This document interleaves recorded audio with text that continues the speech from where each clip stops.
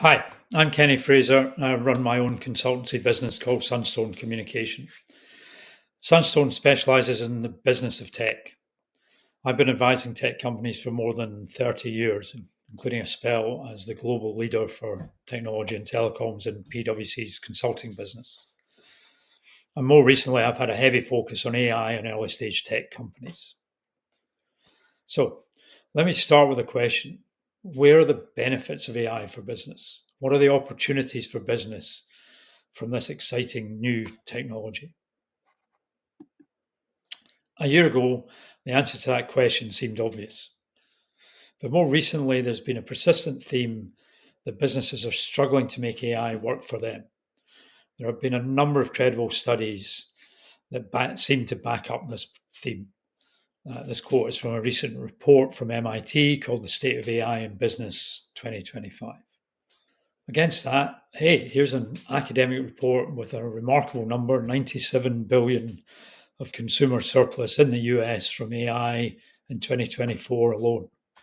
These types of economic numbers and extrapolations are always a little bit theoretical, but it really does look as if there are benefits out there. And yet, leading experts like MIT and more recently Deloitte and BCG are telling us that businesses are not seeing these gains. And the internet being what it is, there are plenty of people with strong opinions as to why this might be. You might roughly describe them in two camps. On the left of this slide, the optimists perhaps think a little bit like Zhou Enlai. He was Prime Minister of China and Mao's number two for many years.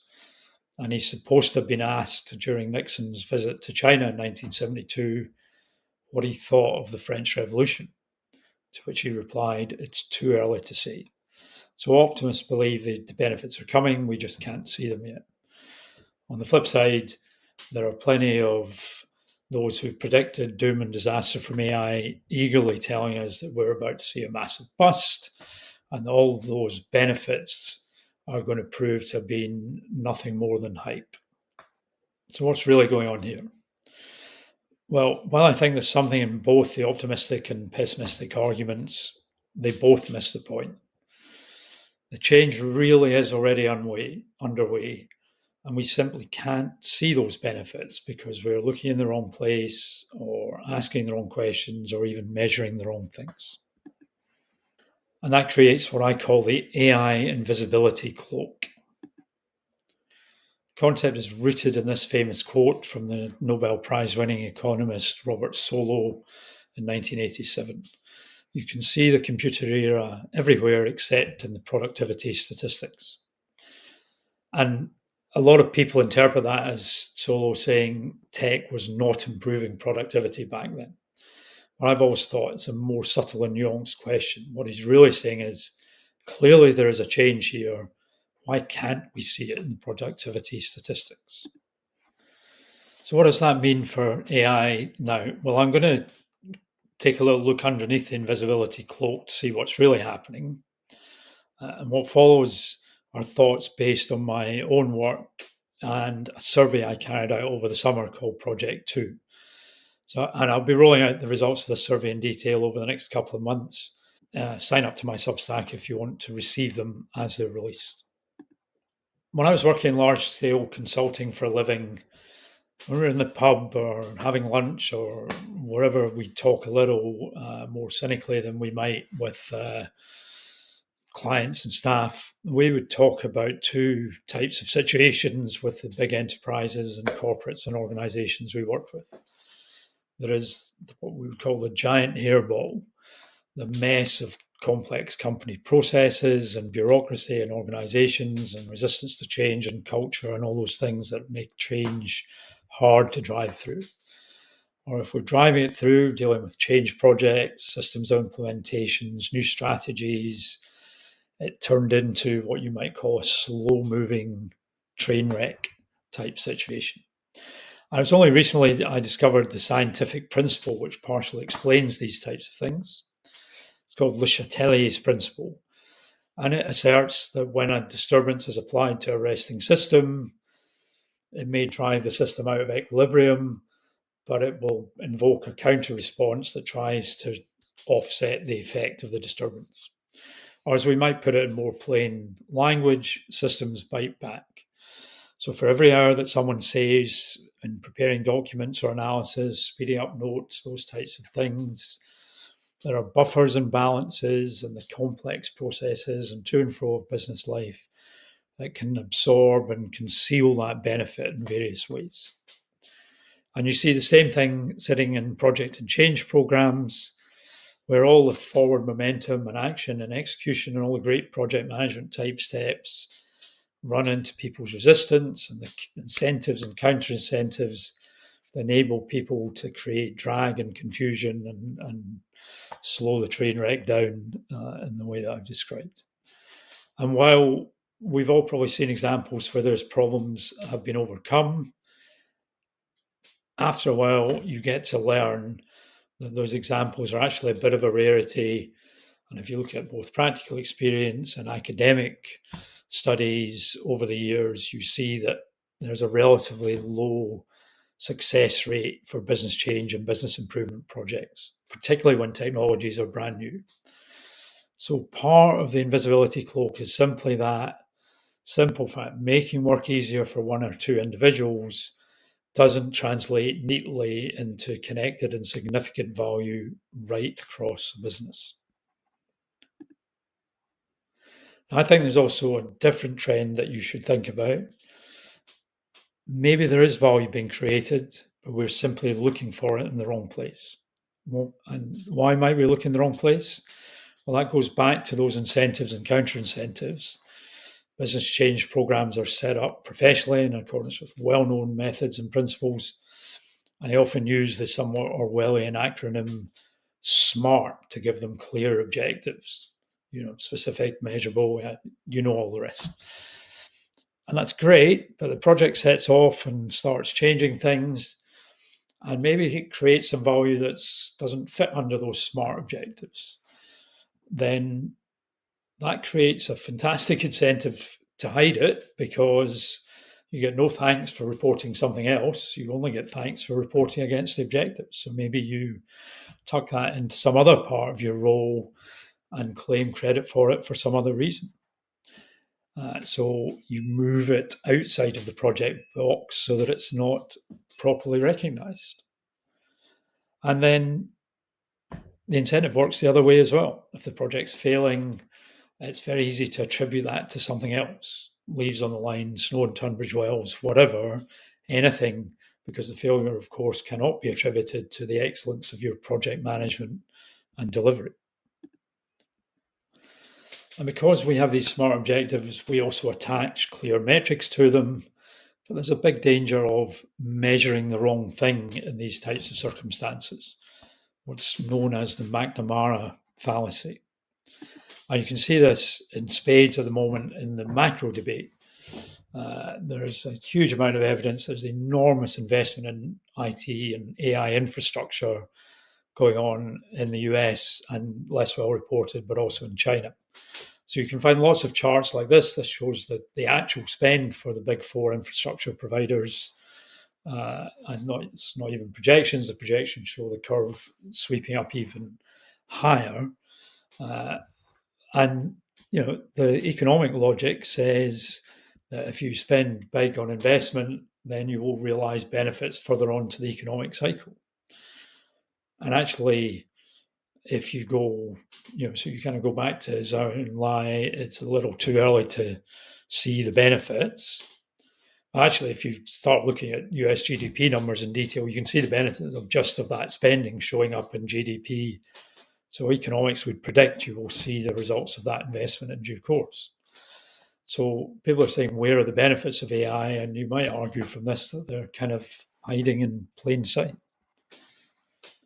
So that's all very well. If the benefits really are out there, where can you look in your business? Where might you find those benefits? And so for me, that's all about paying attention to people. One of the flip sides of that MIT report I mentioned earlier is that 90% of the people they interviewed were using AI for their work. My Project 2 study, 150 people, really backed up this number, slightly over 90%, in fact, using AI in their day-to-day work. So what's going on in your business? I worked in South Africa for 3 years, and in those days, every team meeting had an agenda item called Corridor Whispers.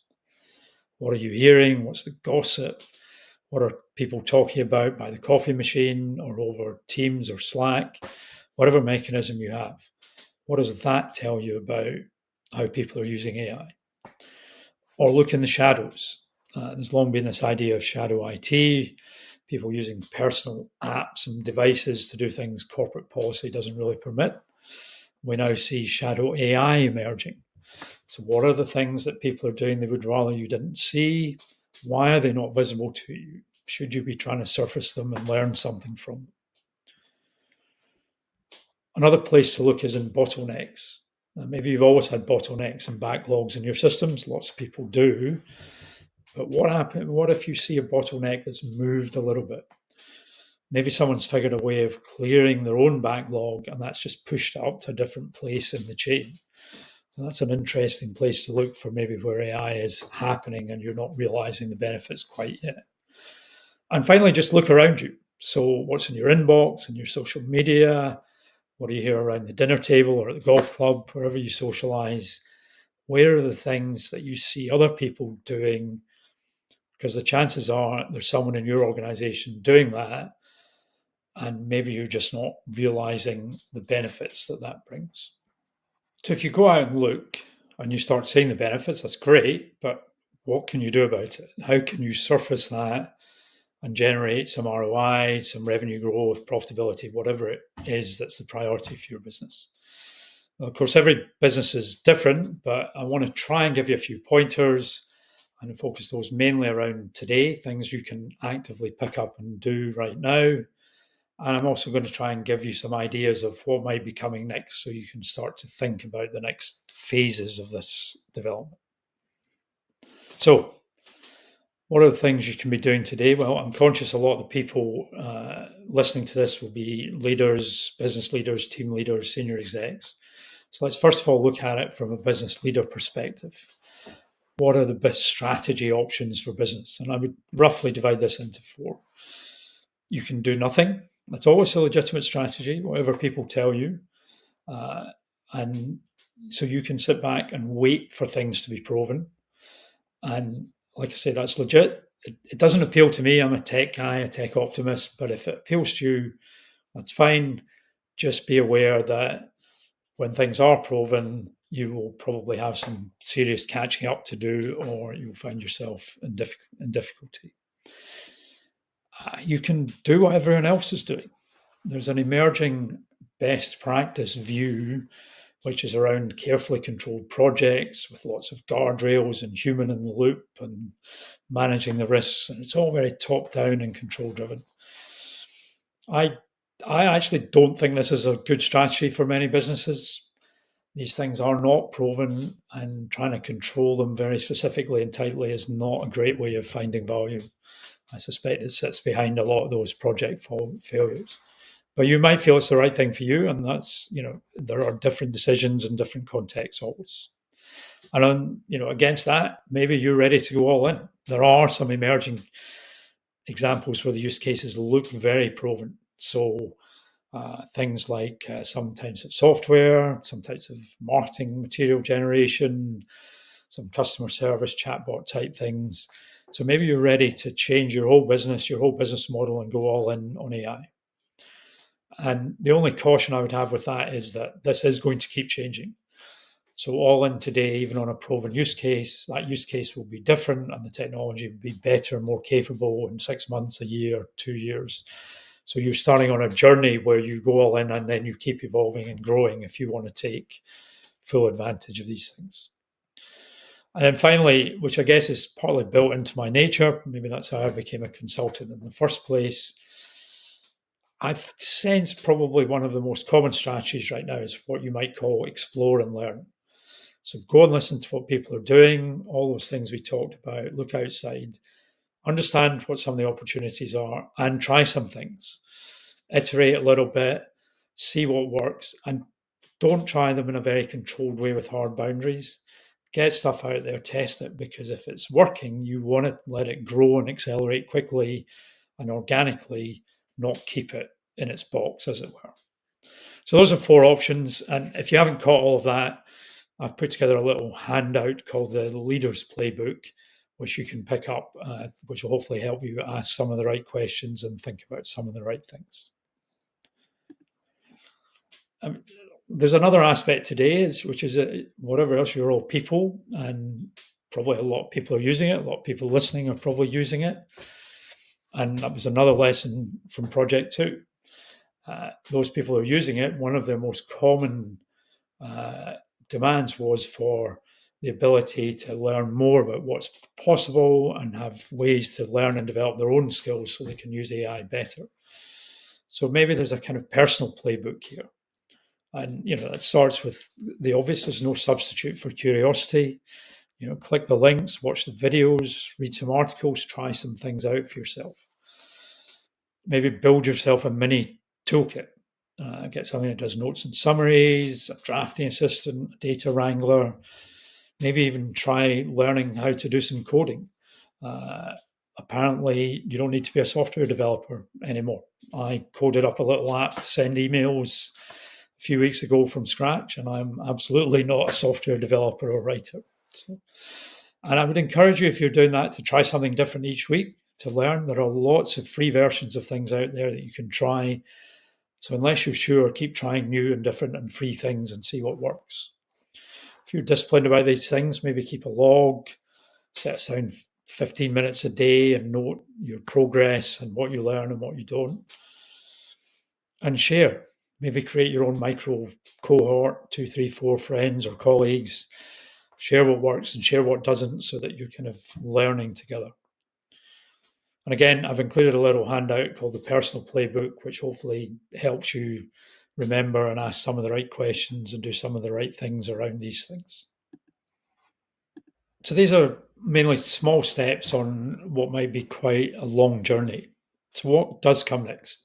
And when I say next, I don't mean that when will we have AI that rules the universe, or when will AI take all our jobs. I don't think these types of things are either helpful or realistic. We don't know what we don't know, but all these kind of wild scenarios, I think I would park that for now. But I do think it's helpful to have some idea of where the next phase goes. And so maybe it's no real precision to this, but maybe a 6 to 18 month time frame. What are some of the things we might see emerging that might herald the next phase of this change that's going on? And so the first thing I would say is what I call flocking. So human beings don't achieve things on their own. What really drives change is when people start to communicate, collaborate, compete, to build communities and value change and those types of things. And that's already starting to happen a little, and we will start to see much more of that over the months ahead as people start to join up ideas and say, well, if I use AI for this bit and you use it there, we massively improve the process. Or maybe we can collaborate and do this thing together better using AI or whatever. So we'll start to see flocking, and you expect to see communities and value chains and different ways of doing things emerge as a consequence of that. Second thing I've already talked about is the investment cycle. That investment is going to start paying off, and that will mean better technology, cheaper technology, easier access to technology, which will open up new ideas and new use cases that we don't have at the moment. And like I say, linked to that, the tech is going to keep getting better. Tech's running well ahead of use cases at the moment, but eventually those use cases and benefits will start to catch up. And that cycle means, you see things like OpenAI with Sora over the last couple of weeks, where they're now trying to build tech that really has a potential product market fit and adapt quite rapidly to what the market's telling them. They're starting to ask themselves, how can we make this great tech more useful to our customers? And that will open up new use cases and new ideas. And then finally, that does take you to the edge of the more disruptive change. So Le Chatelier's principle works quite well when you're within the box of a system in equilibrium. eventually the forces shift that out of equilibrium. And for that means it starts to break down boundaries and limits, whether those are internal organizations and processes or boundaries of companies and organizations, the edges of them themselves, or the edges of markets or economies or institutions within our society. We will start to see these things break down and reshape and start to see new organizational forms emerge where allow different competitors, different ways of operating in the market, which use AI better in ways that we can't predict, but create much greater opportunities that might be available. Now, that's a pretty long-term view, right? So I think in that 6 to 18 month time frame, we will just start to see the edges of this. But like always, there'll be places where it's happening faster than others, which might be quite interesting. Okay, so that's enough for me for now. 3 takeaways for me. Firstly, the AI invisibility cloak is hiding some of the effects, but the change from AI is already underway. And now is a great time for businesses and individuals to be learning and exploring. You take some of the ideas in this presentation and you can generate your own to start moving with that change. And expect in the short term to see some flocking, the impact of the investment cycle, and the impact of improved technology to broaden and deepen those changes over the next 18 months. Okay, I'm going to close there, take any questions. I'd love to hear what you think and discuss the impact for your business. So please get in touch. My details are at the end of this slide deck. Thanks for listening.